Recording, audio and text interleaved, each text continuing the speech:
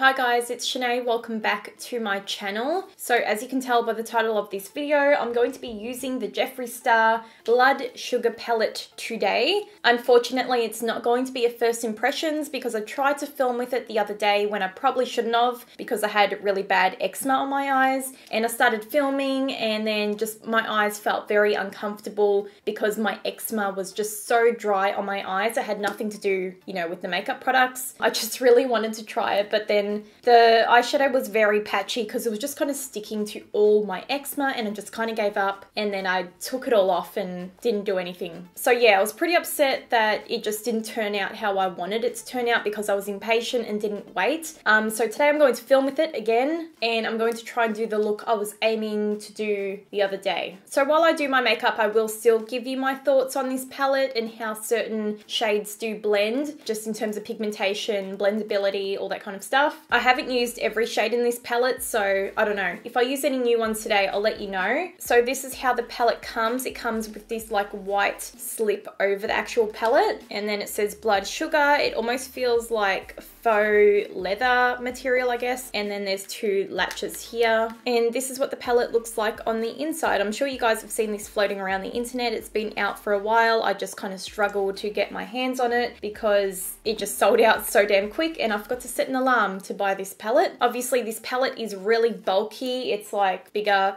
than my face. I reckon it's a really good collectible, and that's why I did buy it, because I don't own anything like this that has, you know, packaging like this. Not good for travel, obviously, because it's huge, but if you love collecting just makeup pieces that are a little bit different, like, you know, go ahead. But anyway, I'm not going to waste any more time. I feel like there was something else I was meant to say. My brain's just a little bit scattered today, but anyway, let's just get started. So for my eye base, I'm going to use my Tarte Shape Tape in light neutral. I just know how this works, so I really want to use this one.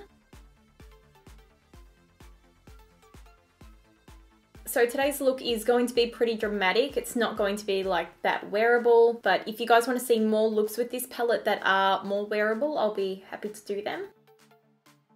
I'm going to set that concealer down with my Australis Fresh and Flawless powder. This one's in the colour Deep Natural.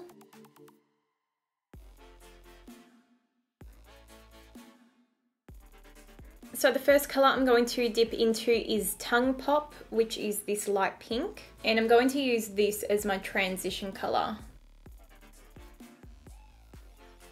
So this pink colour is really beautiful, and when I did use it the other day, I was very surprised at the pigmentation. Like, I didn't think it was going to show up this much. There is kick up to the shadow, so keep that in mind, but yeah, it doesn't bother me that much. I'm going to blow this out pretty high to the brow bone.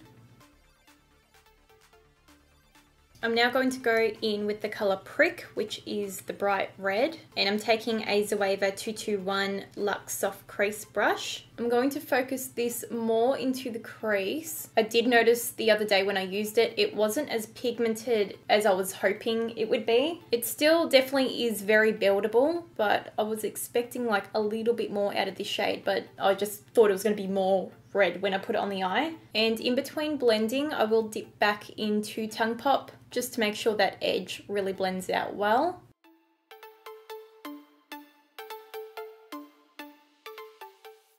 I'm now going to dip into Cherry Soda, which is a little bit darker, and taking a Morphe E17 brush. I'm going to start just kind of deepening up the crease and outer corner.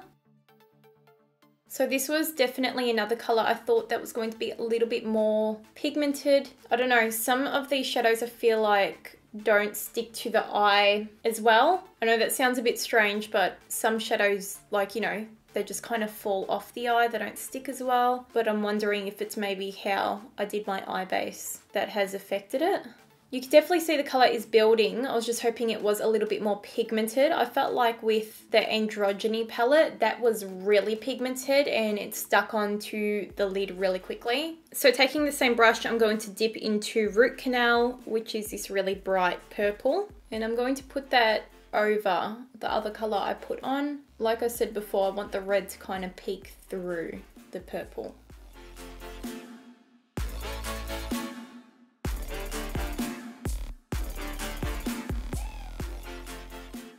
Okay, so going in with my E17 brush again, I'm going to mix Coma and Extraction together, and I'm going to do like a halo eye, so I'm going to put these on the inner and outer corners. I'm just going to start on the outer corner first.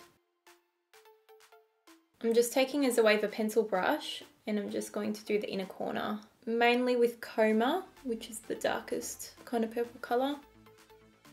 And now I'm just going to do the same to the other eye.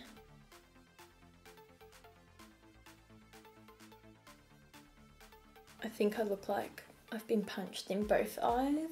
Okay, so this is what I've got so far. You can tell that the shadows definitely have fallout. I know that pinks and purples are definitely harder to formulate and get like a really good pigment out of. At the moment, like it did take a little bit for me to build up the color, but I am happy that they're not like patchy or anything on my eye. For the center of the lid, I think I'm going to go in with the gold color, which is Donor. Typically, I was going to go in with Candy Floss, but I don't know, I want to try something different. Don't know if this brush is maybe the best. I've just switched over to like a Jessup short shader brush. It's definitely pigmented and it is showing up and sticking on the eye, but I do want to wet my brush. I just want it to really pop. I'm going to take my Fix Plus.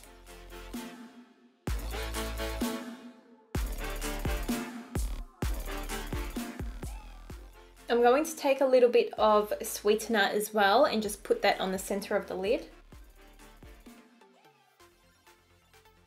Okay, so I'm going to do some eyeliner. I've got this little Tarte gel liner. I've never used it. I've got a few like little ones in different colors. This one's in the color Mulberry. I'm assuming maybe a little bit purple.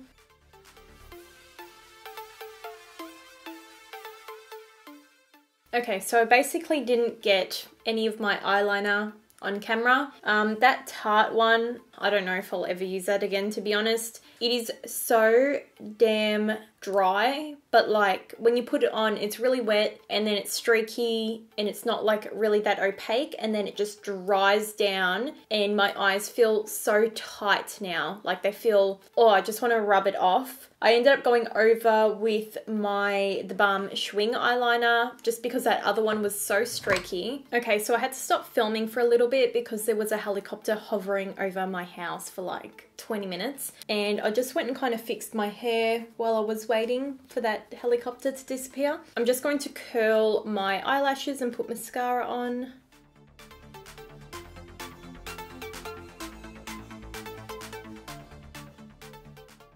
So for lashes, I think I'm going to use these Nikkia Joy Cosmetics lashes, and they're in the style Selena. This packaging is gorgeous. So my eyes are done for now. I'm going to move on to the face makeup. If you just want to hear my opinion on the Blood Sugar palette, I'll leave a timestamp right here to where you can skip to. To prime my face, I'm going to use the Porefessional Pearl Primer. So this is the pearl version.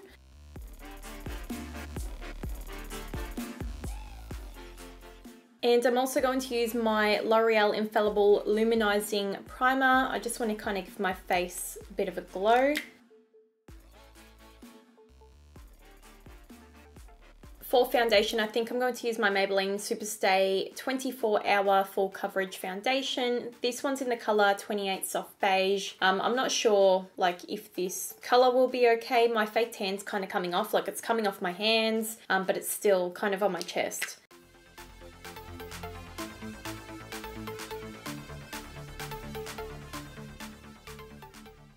Okay, so I'm just going to take my Tarte Shape Tape. I'm not sure why my face looks so light in the camera. Usually it's the total opposite, like I look really yellow. I don't know.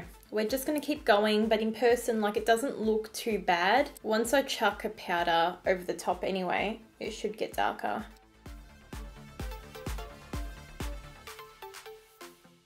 I tried to turn down my lighting, but I don't know what's happening. I'm now going to set under my eyes with my Australis banana powder. I'm going to quickly contour my nose.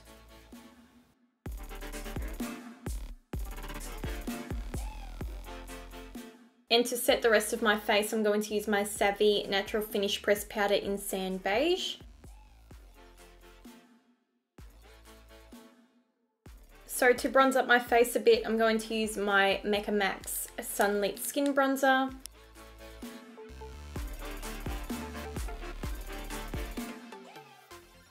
I'm also going to contour my face a little bit. I'm going to use my OXX Bronzer Kit, and I'm just going to take the cooler shade in the palette.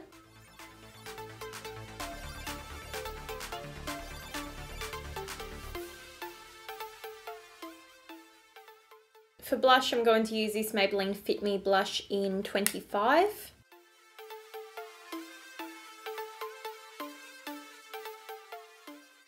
Okay, so I'm just going to clean up my contour a little bit with translucent powder. This is my Laura Mercier one. And for highlighter, I'm going to use one of my favorites at the moment. This is the Maybelline Master Chrome Metallic Highlighter, and it's in the color 100 Molten Gold. If you are after like a blinding highlight, this one's for you.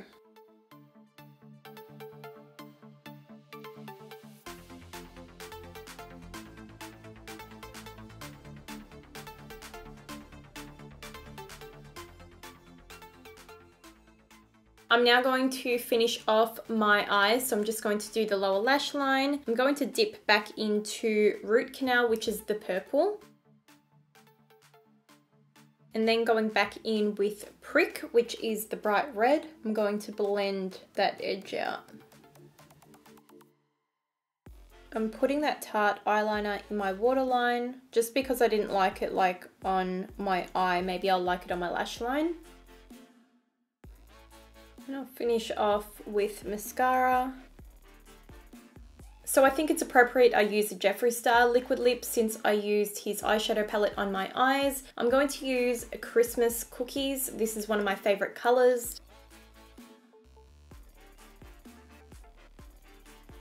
Okay guys, so this is the finished makeup look. I hope you guys enjoyed this video. If you did, don't forget to give it a thumbs up for me. Honestly, I was hanging out to play with color on my eyes because I feel like I haven't done that in a while, and a lot of you had been asking for like a pink purpley eye anyway, so that's why I did it. I am very happy with how the look turned out. I think it's really beautiful, and it's not as scary as what you think it would be. Like looking at the pinks and the purples, they are quite daunting colors, but if you do pair it with like a nude lip, I feel like anyone can pull it off. Okay, so my thoughts on this eyeshadow palette. Packaging wise, it is very big and bulky, but I do love that it is quite unique. I don't have anything like this, and I am a collector of makeup. That's why I did buy it, because it was different. I think this palette would look really nice like displayed in my beauty room, so I probably will put it like on a shelf somewhere just so I can really showcase how beautiful the palette really is. I usually do that with my more special pieces of makeup. So my thoughts of the product itself and the eyeshadows, I really do like that the pans are smaller this time round. The Beauty Killer palette and Androgyny palette, the pans were very large. I don't think I'll ever get through them. Not that that's a bad thing, but I do love that these pans are smaller, so I feel like I've got, you know, more variety of colors in one palette. I obviously haven't used all the shades. I've only kind of dipped into a few of them. I felt like with Prick, I was expecting a little bit more. As you can tell, my makeup look does look more pink than red, but I guess, you know, I mixed it with purple, so that's probably why. I just expected a bit more pigment out of this. There was more fallout than I expected as well. That doesn't really bother me because I always do my eye makeup before I do my face makeup, but if you are someone who does their foundation first, just keep that in mind that these do have a bit more fallout than his other palettes, and it probably comes down to the colors. So reds, purples, they are harder to formulate and get the pigment right. Overall though, I really do like the palette. I can't wait to use it again and do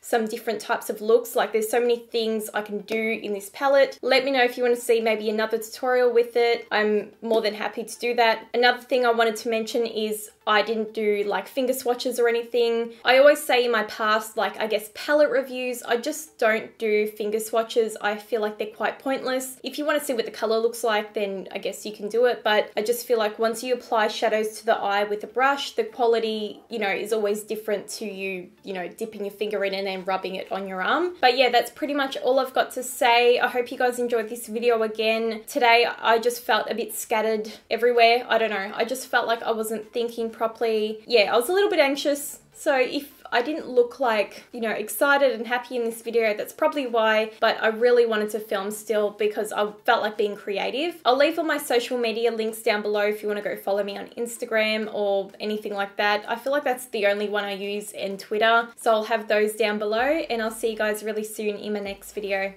Bye.